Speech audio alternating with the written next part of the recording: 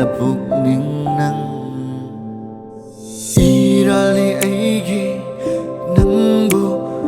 nungsi heiruba wajasano aigi lamhela thamoy se aina nangbu nungsirui khangmagi nangna lai thokli mi nungsi khangdrabi nangbudi na warawi